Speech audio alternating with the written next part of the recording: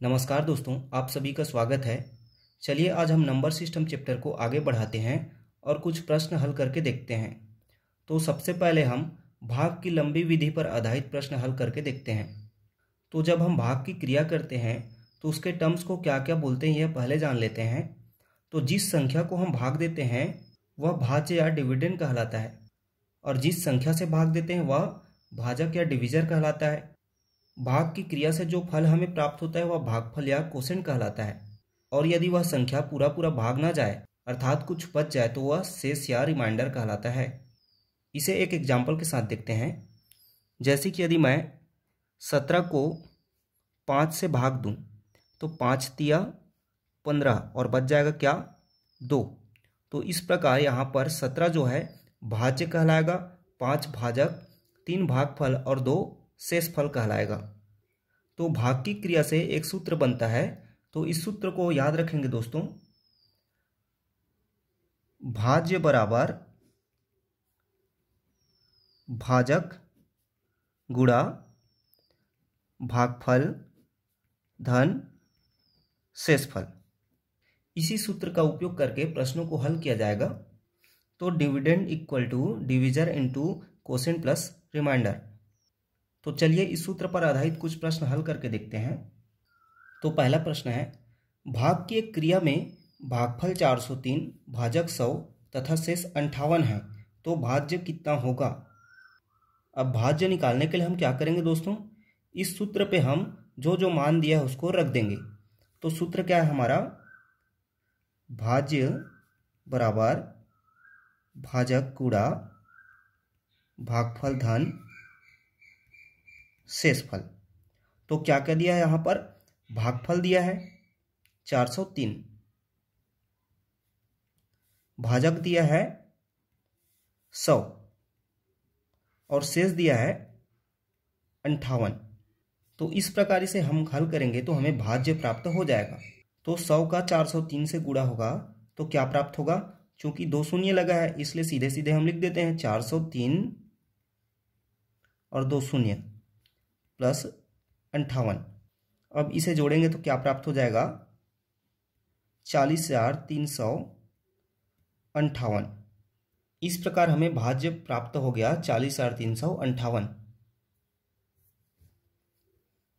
अगला क्वेश्चन देखते हैं, 1265 में किस संख्या से भाग दें कि भागफल 84 तथा शेष 5 प्राप्त हो। तो इसके लिए क्या करेंगे, पहले तो सूत्र लिख लेते हैं। अब क्या क्या दिया है, तो 1265 में किस संख्या से भाग दें बोल रहा है, मतलब 1265 क्या है, भाज्य है। तो 1265 को भाज्य की जगह लिख लेते हैं। और भागफल दिया है क्या, 84, तो भागफल की जगह भागफल लिख देते हैं 84 और शेष 5 प्राप्त होता है। तो किस संख्या से भाग दें, किस संख्या से भाग दें मतलब भाजक जो है हमें नहीं पता है, तो भाजक इससे हमारा निकल जाएगा। अब इसे हल करते हैं। तो इस पद को मैं इधर लिख सकता हूं, इस पद को इधर लिख सकता हूं। तो यहां पर भाजक गुणा 84 धन 5 बराबर 1265 है।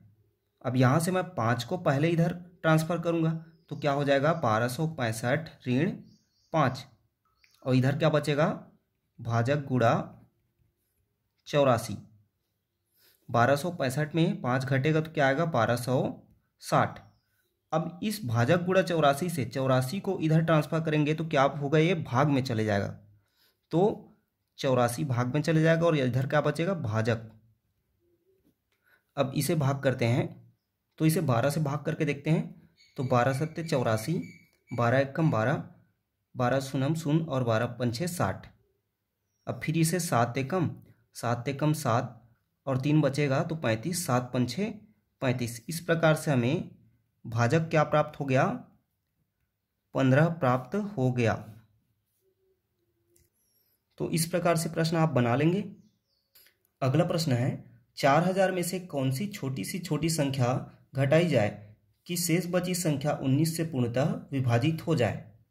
तो यहाँ पर देखिए दोस्तों, हमें सिर्फ 2 ही चीज़ दिया है, इसलिए हम यहाँ पर उस सूत्र से हल नहीं करेंगे।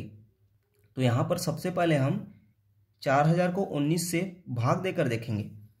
तो तो 4000 भागित 19 करते हैं तो 19 दूने 38। यहाँ पर शून्य छोटा इसलिए हमें 10 मान के, तो 10 में 8 घटाएंगे तो 2, यहाँ पे एक हासिल हो जाएगा तो 4 में 4 कैंसिल हो जाएगा। अब इस शून्य को नीचे लाते हैं तो ये 20 बन जाएगा। 19 एकम 19, फिर 10 में 9 जाएगा तो 1, फिर ये शून्य को नीचे लाते हैं तो 10 बना, तो 19 शून्यम शून्य। इस प्रकार से हमें यहाँ पर 10 शेष प्राप्त हुआ। अब देखिए दोस्तों, इस 10 शेष प्राप्त होने का मतलब है कि 4000 को जब हम 19 से भाग दे रहे हैं तो 10 जो है एक्स्ट्रा हो जा रहा है, मतलब इसकी ज़रूरत नहीं है। तो इस 10 को हमें 4000 में से घटा देंगे तो जो संख्या हमें प्राप्त होगा वह संख्या 19 से पूरी पूरी भाग चले जाएगी। इसलिए इस प्रश्न का उत्तर क्या हो जाएगा? 10। सेम इसी तरह का एक और प्रश्न देखते हैं। 1708 में से कौन सी छोटी संख्या घटा दें कि प्राप्त नई संख्या 13 से पूर्णतः विभाजित हो जाए। तो सबसे पहले हम क्या करेंगे? 1708 में 13 को भाग करेंगे, तो 1708 भागित 13, तो 13 एकम 13, 7 में 3 जाएगा 4, शून्य को उतारेंगे तो 13 तिया 39, 10 में 9 जाएगा 1, 8 को उतारेंगे तो 13 एकम 13। इस प्रकार से हमें यहाँ पर 5 शेष प्राप्त होता है। अब 5 शेष प्राप्त होने का मतलब क्या है कि जब हम 1708 को 13 से भाग कर रहे हैं तो 5 यहाँ पर एक्स्ट्रा हो जा रहा है, तो इसी की हमें क्या करनी है? कमी करनी है। इसलिए 1708 में 5 को घटाने पर जो संख्या हमें प्राप्त होगी वह संख्या 13 से पूर्णतः विभाजित हो जाएगी। इसलिए 5 क्या है? ये आंसर है। इसे चाहे तो एक बार चेक भी कर सकते हैं। 1708 में यदि हम 5 घटाते हैं तो हमें क्या प्राप्त हो जाएगा? 1703। अभी 1703 को 13 से भाग देते हैं तो 13 एकम 13, 7 में 3 4, 13 तिया 39, 1, 3, 13 एकम 13। इसलिए यहाँ पर 5 हमारा आंसर है। अगला प्रश्न है 3506 में कौन सी छोटी संख्या जोड़ दें कि प्राप्त नई संख्या 15 से पूर्णतः विभाजित हो जाए। तो यहाँ पर हमें पिछले वाले क्वेश्चन का उल्टा बोल रहा है। 3506 में कौन सी छोटी संख्या जोड़ दे बोल रहा है जिससे वह 15 से पूर्णतः विभाजित हो जाए। तो इसके लिए भी हम सबसे पहले 3506 को 15 से भाग करके देखेंगे।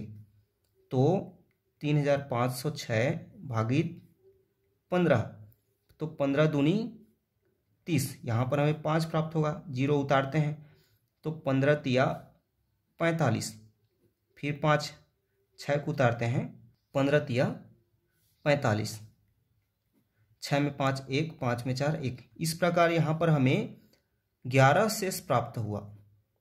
अब देखिए दोस्तों, यहाँ पर 11 आंसर नहीं होगा। यदि कौन सी छोटी संख्या घटा दे बोलता, जैसे पिछले क्वेश्चन में बोला था, तब तो वह आंसर 11 होता, लेकिन यहाँ पर जोड़ दे बोला है, इसलिए 11 यहाँ पर आंसर नहीं होगा। कौन सी छोटी संख्या जोड़ दे बोल रहा है, इसका मतलब है कि ये जो 11 हमें शेष प्राप्त हुआ है वह कम हो जा रहा है। तो ये 11 जो है वो 15 होगा, तब जाके वह 15 से पूर्णतः विभाजित होगा। इसलिए इस 11 शेष को 15 बनना पड़ेगा। तो इसके लिए क्या करना पड़ेगा? हमें 11 में क्या जोड़े कि 15 प्राप्त हो? तो 11 धन 4 बराबर 15, या फिर इसी को बोल सकते हैं 15 ऋण 11 बराबर 4। तो इस प्रकार हमारा आंसर क्या होगा? 4 होगा, क्योंकि 4 को हम 3506 में जोड़ रहे हैं, तब जो संख्या प्राप्त हो रही है वह 15 से पूर्णतः विभाजित हो रही है। समझ आ रहा है दोस्तों? अगला क्वेश्चन है, भाग के एक प्रश्न में भाजक भागफल का 5 गुना परंतु शेष का 2 गुना है। भाज्य का मान ज्ञात कीजिए यदि शेष 30 हो। तो यहाँ पर देखिए दोस्तों, हमें दिया क्या है उसे पहले लिख लेते हैं। तो हमें यहाँ पर शेष दिया है 30, इसे पहले लिख लेते हैं। तो क्या दिया है? शेष बराबर 30 दिया है। अब क्वेश्चन क्या कर रहा है कि भाजक जो है भागफल का 5 गुना परंतु शेष का 2 गुना है, तो इसलिए यहाँ पर भाजक बराबर क्या हो जाएगा, शेष का 2 गुना। तो शेष क्या है यहाँ पर 30 और उसका 2 गुना मतलब 2 से गुणा, तो बराबर क्या हो जाएगा 30 दूनी 60। इस प्रकार हमें यहाँ पर भाजक क्या मिला, 60 मिल गया। अब फिर कंडीशन क्या बोला है, भाजक भागफल का 5 गुना है, तो फिर से करते हैं, भाजक बराबर भागफल का 5 गुना मतलब 5 से गुणा। अब यहाँ पर हमें भाजक प्राप्त हो चुका है 60, तो भाजक की जगह 60 लिखते हैं और भागफल गुणा 5, इस 5 को इधर ट्रांसफर करते हैं तो हमें क्या प्राप्त हो जाएगा, भागफल प्राप्त हो जाएगा। तो भागफल बराबर हो जाएगा 60/5, तो 5 एकम 5 12। इस प्रकार हमें भागफल भी प्राप्त हो गया क्या,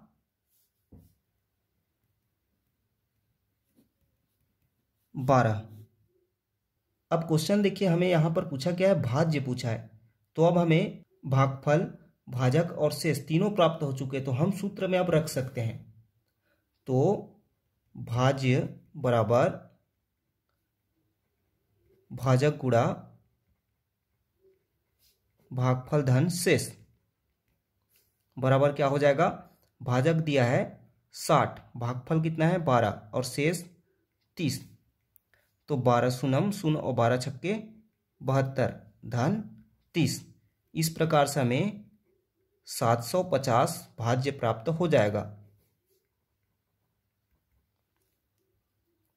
एक और दूसरे प्रकार का क्वेश्चन है, एक संख्या को जब 49 से भाग दिया जाता है तो शेषफल 32 आता है। यदि उसी संख्या को 7 से विभाजित किया जाए तो शेषफल कितना होगा। तो देखिए दोस्तों, यहाँ पर तो हमें वह संख्या पता नहीं है, तो ऐसे क्वेश्चन में आपको यह देखना है कि पहला भाजक दूसरे भाजक से भाग चले जाता है कि नहीं, और यदि पहला भाजक दूसरे भाजक से भाग चले जाता है तो यहाँ पर जो शेषफल आता है उसी को दूसरे भाजक से भाग दे देना है, तो जो हमें शेष प्राप्त होगा वही हमारा आंसर होगा। तो देखिए यहाँ पर 49 जो है 7 से विभाजित हो रहा है, इसलिए हम इस शेष को 7 से भाग देंगे, तो 32 भागित 7, तो 7 चौक 28 और यहाँ पर हमें शेष क्या हो जाएगा 12 8 4। इस प्रकार हमें यहाँ पर शेष प्राप्त हो जाएगा 4 और यही हमारा आंसर होगा। सेम इसी तरह एक और क्वेश्चन बोलूं कि एक संख्या को जब 69 से भाग दिया जाता है तो शेष 45 प्राप्त होता है। यदि उसी संख्या को 23 से भाग दें तो क्या शेष प्राप्त होगा। तो मैंने यहाँ पर क्या बताया आपको कि पहला भाजक 69 यदि दूसरा भाजक 23 से भाज्य है तो यहाँ पर आपको जो शेष प्राप्त है उसी को दूसरे भाजक 23 से भाग देना है। तो यहाँ पर देखते हैं कि 23 तिया 69 होता है, तो प्रथम भाजक द्वितीय भाजक से भाग चले जा रहा है, तो यहाँ पर हमें शेष को 45 को 23 से भाग देना है। तो क्या प्राप्त हो जाएगा, 23 एकम 23, 5 में 3 2, 4 में 2 2। इस प्रकार हमें 22 शेष प्राप्त होगा, यही आंसर होगा। तो इस प्रकार से क्वेश्चन आपसे बन जाएगा। एक और दूसरे प्रकार का क्वेश्चन है, 1130 के निकटतम एवं इससे छोटी वह संख्या ज्ञात कीजिए जो 9 से पूरी पूरी विभाजित हो जाए। तो क्या बोला जा रहा है, 1130 के निकटतम वह छोटी संख्या बताना है जो 9 से पूरा पूरा भाग चले जाए। तो इसके लिए सर्वप्रथम हम तो 1130 को 9 से भाग करके देखेंगे। तो यहाँ पर 9 एकम 9, 2 बचेगा, 3 9 दूनी 18, 13 में 8 5 और 0, 9 पंछे 45, घटाने पर 10 में 5 5। इस प्रकार हमें 5 क्या है शेष प्राप्त हुआ। अब देखिए, इस तरह का क्वेश्चन आपने एक बार पहले हल कर लिया है, बस वहाँ पर क्वेश्चन को पूछने का तरीका अलग था। तो यहाँ पर 5 शेष है, इसका मतलब है कि यह संख्या 5 जो है एक्स्ट्रा हो जा रहा है, तो इसे हमें क्या करना पड़ेगा, भाज्य में से घटाना पड़ेगा। इसलिए हम क्या करेंगे, 1130 में इस 5 शेषफल को घटा देंगे, तो क्या प्राप्त होगा 1125। तो इस तरीके से हमारा आंसर क्या हो जाएगा 1125। तो इस तरीके क्वेश्चन में आपको क्या करना है, प्राप्त शेष को भाज्य से घटा देना है। देखिए सेम इसी तरह का एक और क्वेश्चन है, 3 अंकों की वह बड़ी से बड़ी संख्या जो 15 से पूरी तरह विभाजित हो जाए, बताइए। तो यहाँ पर तो सबसे पहले हमें 3 अंकों की सबसे बड़ी संख्या क्या होती है यह जानना है। तो 3 अंकों की सबसे बड़ी संख्या क्या होती है, 999। अब इसे हमें 15 से भाग करके देखना है। तो 15 छक्के 90, यहाँ पे 9 बचेगा, फिर 9, 15 छक्के 90। इस प्रकार से हमें 9 शेष प्राप्त हुआ।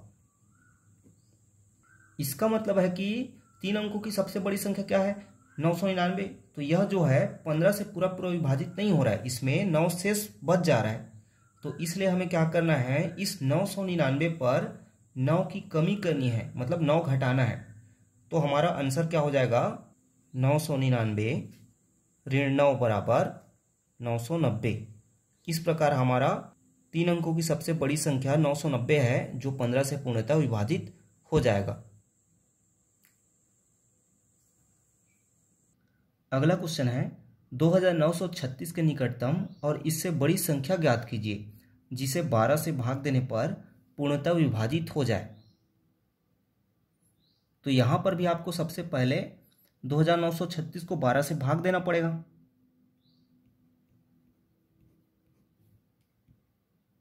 तो क्या होगा, 12 दूनी 24, 9 में 4 जाएगा 5, 3 उतारेंगे, 12 चौक 48, 13 में 8 जाएगा 5, 6 उतारेंगे, 12 चौक 48, 16 में 8 8।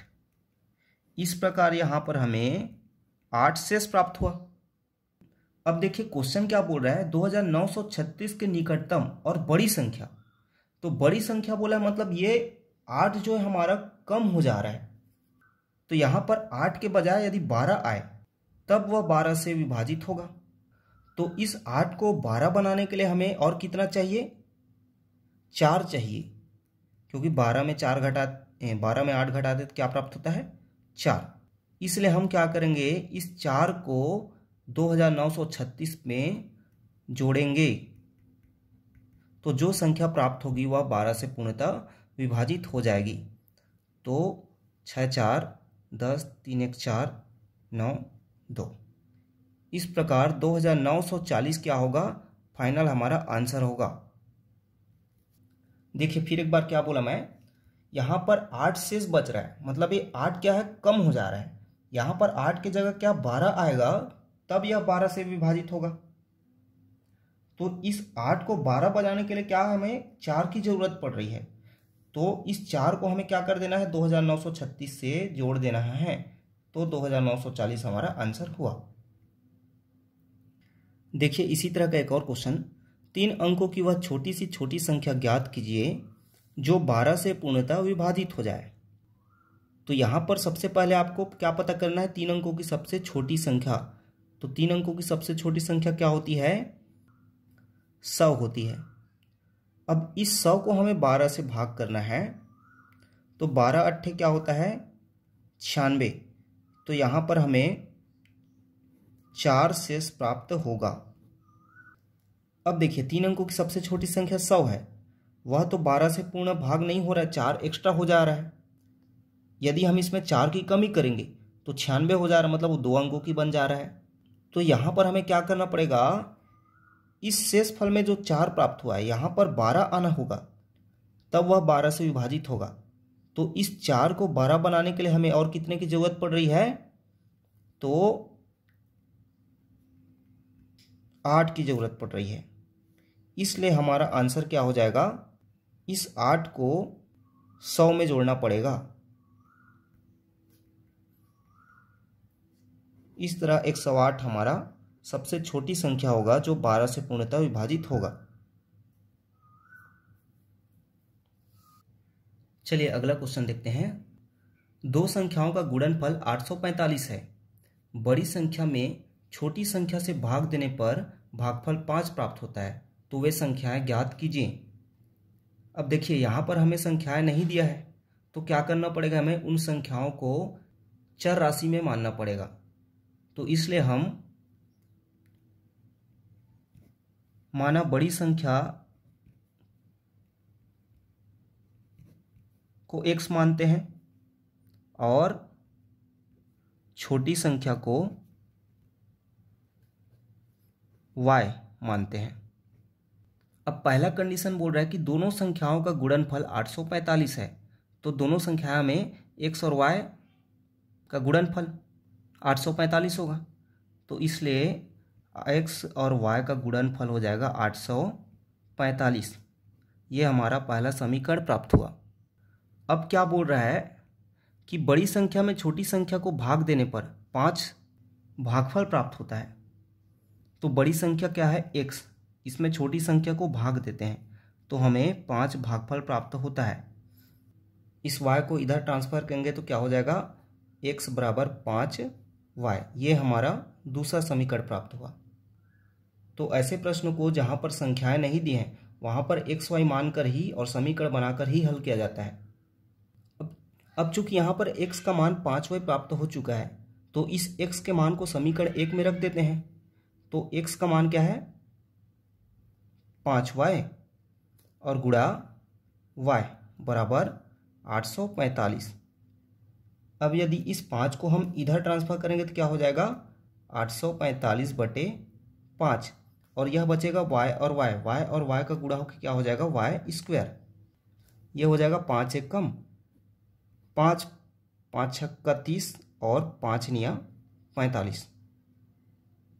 तो इस प्रकार से हमें y² 169 प्राप्त हुआ।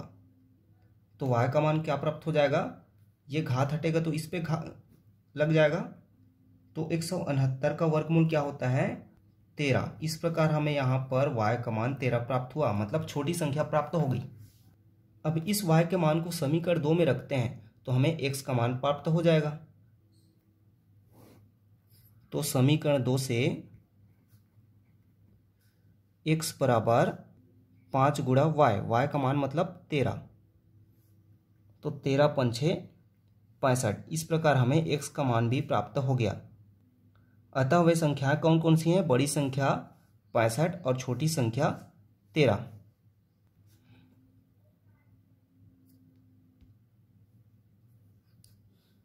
चलिए सेम इसी तरह के और क्वेश्चन देखते हैं। दो संख्याओं का गुणनफल 1575 है और उनका भागफल 9/7 है, तो संख्याओं का योगफल क्या होगा। अब देखिए यहाँ पर फिर दोनों संख्याएं नहीं पता है, तो हमें दोनों संख्याओं को मानना पड़ेगा x और y। इसलिए माना बड़ी संख्या क्या है x और छोटी संख्या y है। अब पहला कंडीशन बोल रहा है कि दोनों संख्याओं का गुणनफल 1575 है, मतलब दोनों का गुणा x गुणा y बराबर क्या है 1575। इसे हम पहला समीकरण मान लेते हैं। अब दूसरा कंडीशन बोल रहा है उनका भागफल 9/7 है, मतलब दोनों को भाग करते हैं तो हमें भागफल 9/7 प्राप्त होता है। तो बड़ी संख्या में छोटी संख्या को भाग देंगे, तो बड़ी संख्या x में छोटी को भाग देंगे तो हमें भागफल क्या प्राप्त होगा 9/7। अब इस y को मैं इधर ट्रांसफर कर सकता हूँ, तो ये क्या हो जाएगा x बराबर 9/7 y। इसे हम समीकरण 2 मान लेते हैं। अब देखिए यहाँ पर हमें x का मान 9/7 y मिल चुका है, तो इस x के मान को हम समीकरण 1 में रख देते हैं। तो समीकरण 1 में x का मान रखने पर क्या हो जाएगा x बराबर 9/7 y और गुणा में है y बराबर 1575। अब इस 9/7 को हम इधर ट्रांसफर करते हैं तो क्या हो जाएगा 1505। चूंकि यह गुणा में है इसलिए इधर जाके क्या हो जाएगा भाग में।